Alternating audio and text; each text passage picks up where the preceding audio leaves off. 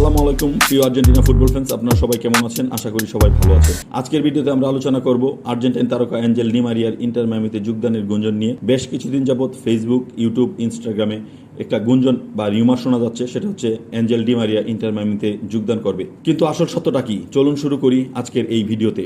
Angel Di Maria আর্জেন্টিনার expert winger, যিনি Barcelona, Manchester United, PSG ও বেনফিকায় খেলেছেন। 2014 বিশ্বকাপ ফাইনালে তার অসাধারণ পারফরমেন্স তাকে বিশ্বব্যাপী জনপ্রিয় করে তোলে। বর্তমানে বেনফিকার সঙ্গে তার চুক্তি শেষ হওয়ার পথে। ইন্টার মায়ামি MLS এর একটি নতুন দল, যাদের স্কোয়াডে আছে লিওনেল মেসি, লুইস সুয়ারেজ এবং সার্জিও বুস্কেটসের মতো বড় তারকার নাম। তারা ডিজাইনেটেড প্লেয়ার নীতির মাধ্যমে বড় বড় তারকাদের দলে নিয়েছে। এখন ডি মারিয়াকে নিয়ে গুঞ্জন বেড়েছে। অনেক সূত্র দাবি করেছে ডি মারিয়া জুনে বেনফিকার সঙ্গে চুক্তি শেষ হওয়ার পর ফ্রি এজেন্ট হিসেবে ইন্টার মায়ামিতে যোগ দেবেন। এই গুঞ্জন সত্য হওয়ার কারণ হলো মেসির সঙ্গে তার পূর্বের সম্পর্ক এবং ইন্টার মায়ামির আগ্রহ।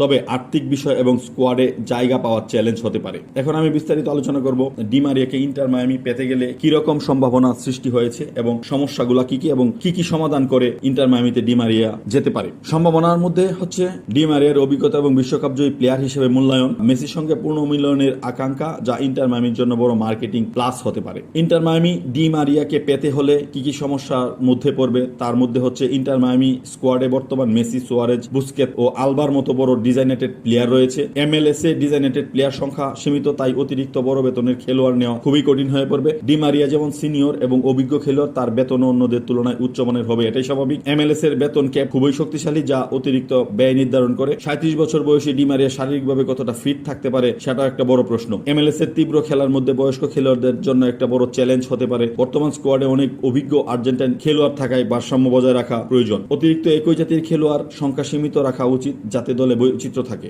এখন আমি একটু আলোচনা করব ইন্টার মায়ামি এই প্রবলেমগুলা কিভাবে সমাধান করে ক্লাবে ভেড়াতে পারে। ক্লাব শেয়ার হোল্ডারদের সঙ্গে আলোচনা করে স্কোয়াডের পুনর্বিন্যাস হতে পারে। বেতন কাঠামোতে সমন্বয় করে নতুন খেলোয়াড়দের জন্য জায়গা তৈরি করতে পারে। হয়তো কাউকে ছেড়ে দেওয়া হতে পারে বা মেসি, সুয়ারেজদের সাথে পার্ট টাইম চুক্তি হতে পারে। ক্লাব স্পন্সরশিপ ও মার্কেটিং আয় বাড়িয়ে বাজেট বাড়ানো যেতে পারে। ডি মারিয়া স্বেচ্ছায় বেতন কাঠামোর কথা বিবেচনা করে যদি তিনি মেসির সঙ্গে একসাথে খেলতে চান। ক্লাবের ফিজিও ও মেডিকেল টিমের নজরদারি এবং বিশেষ প্রশিক্ষণের ব্যবস্থা করা যেতে পারে, যেহেতু তিনি বয়সের দিক থেকে 37 বছরের উপরে আছেন, তাই এই দিকটা বিবেচনা করতেই পারে ইন্টার মায়ামি। ম্যাচের প্লে টাইম নিয়ন্ত্রণ করে বাকি সময় বিশ্রাম দিতে পারে। স্কোয়াডের সমর্থনমূলক ভূমিকা দেওয়া যেতে পারে, যাতে তার অভিজ্ঞতা কাজে লাগাতে পারে। স্কোয়াড প্ল্যানিং ও আরো বিভিন্ন দেশের তরুণ খেলোয়াড় নিয়োগ দিতে পারে। অভিজ্ঞতাদের সঙ্গে তরুণদের সমন্বয় বজায় রাখতে পারে। ডি মারিয়া সম্ভবত জুনে ফ্রি এজেন্ট হবেন। ইন্টার মায়ামি তাকে চুক্তিবদ্ধ করার চেষ্টা করবে, কিন্তু আনুষ্ঠানিক ঘোষণা এখনো আসেনি। আমরা জুনে বা জানুয়ারিতে নিশ্চিত খবর পাবো। ডি মারিয়া ইন্টার মায়ামি যোগদানের গুঞ্জন কিছুটা সত্য হলেও এখনো সম্পূর্ণ নিশ্চিত নয়। তবে এই গুঞ্জন যদি সত্যি হয়, তাহলে মেসি, সুয়ারেজ আর ডি মারিয়া একসঙ্গে MLS এ খেলতে পারবে। এটা সত্যি দারুণ এক ব্যাপার হবে। আজকের এই ভিডিওতে আমি আলোচনা করার চেষ্টা করেছি ডি মারিয়া ইন্টার মায়ামিতে যাওয়ার সম্ভাবনা কতটুকু এবং কি কি সমস্যা হতে পারে এবং কি কি সমস্যার সমাধান করে ইন্টার মায়ামি তাকে দলে ফেরাতে পারে এই নিয়ে। আপনার এই ভিডিওটি কেমন লেগেছে নিচে কমেন্টে জানাতে ভুলবেন না। চ্যানেলটি সাবস্ক্রাইব করে পাশে থাকুন। ধন্যবাদ সবাইকে।